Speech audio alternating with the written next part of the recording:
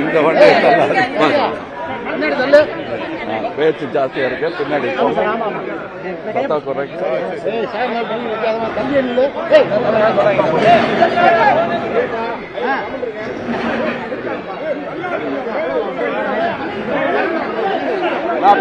கத்தாதீங்க please. Sound don't sound.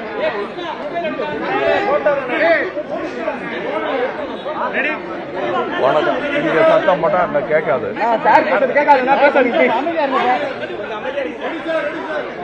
வணக்கம், சொல்லுங்க. மதுரைக்கு செய்யோன் தொடக்க விழாவுக்காக வந்திருக்கேன் நான். எப்ப மதுரைக்கு வந்தாலும் இந்த அன்பு சூழ்ந்துகிட்டே இருக்கு. சந்தோஷம். பார்த்து சார் கேக்குது இல்ல உங்களுக்கு? சரி, மதுரையில் செய்யோன் தொடக்க விழாவுக்காக வந்திருக்கேன். அது நல்லபடியா நடக்கணும், நடத்தி கொடுக்கணும் நீங்க. மற்றபடி எல்லாம் உங்களுக்கு செய்திகள் வந்துகிட்டு இருக்கு. அது போதுமானதுன்னு நினைக்கிறேன். நான் வேற ஒன்றும் இல்லைன்னு நினைக்கிறேன். நடிகர் விஜய் வந்து முதலமைச்சரா பதவியேற்று ஆட்சி நடத்திட்டு வர்றாரு.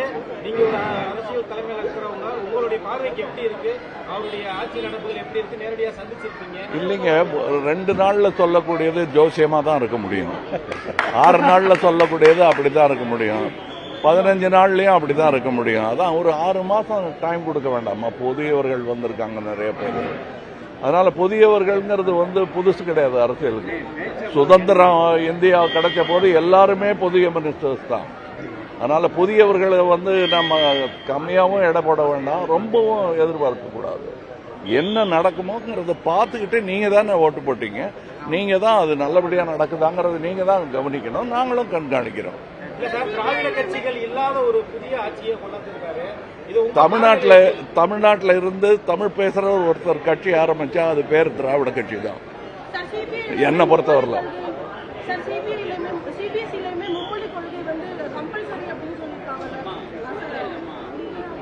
அதாவது கம்பல் பண்ண முடியுமா? தமிழ்நாட்டை பண்ணி பார்த்திருக்கோம் இல்லையா?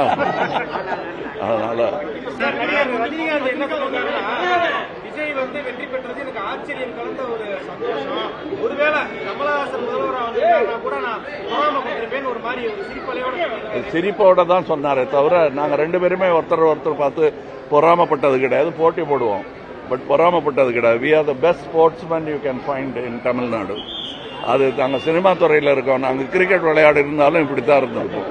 சார், இப்ப சினிமா சம்பந்தமா நீங்க முதல்வர்கிட்ட நிறைய கோரிக்கைகள் வச்சிருக்கீங்க. அதுல ஒன்று முக்கியமானது என்னன்றது இல்லையே, அதுதான் இருக்கேன். நீங்க படிச்சு கூட பார்க்க மாட்டேங்க. இல்ல, முதல்வர்கிட்ட இருக்க பத்திரிகையில உங்க நண்பர்களே அதை போட்டிருக்காங்க. திரும்ப அதையே பேசிட்டு இருக்க வேண்டாம். அதுல நல்லது எதுன்னு உங்களுக்கு தோணுதோ அதை சிறப்பா கோடிட்டு காட்ட வேண்டியது உங்க கடமை. அவரோட முதல்வர் பதவி அரசியல் கட்சி தலைவர்களை நேரடியா அவங்க இல்லத்துக்கு போய் நேரடியா சந்திச்சாரு. இதுல எடப்பாடி பழனிசாமியை சந்திக்கல அப்படின்றது ஒரு பேசுபொருளா இருக்கு. 25 பேர் அவங்க கூட போறதா சொல்லியிருக்காங்க. இதுல கொரோனா பிரச்சனைகள் இருக்கு, யார் தலைமைன்றது எங்களுக்கு தெரியல. நீங்க எப்படி பாக்குறீங்க அந்த அணுகுமுறையை? உங்களை மாதிரி தான் பாக்குறேன், வேடிக்கை பாக்குறேன். நன்றி.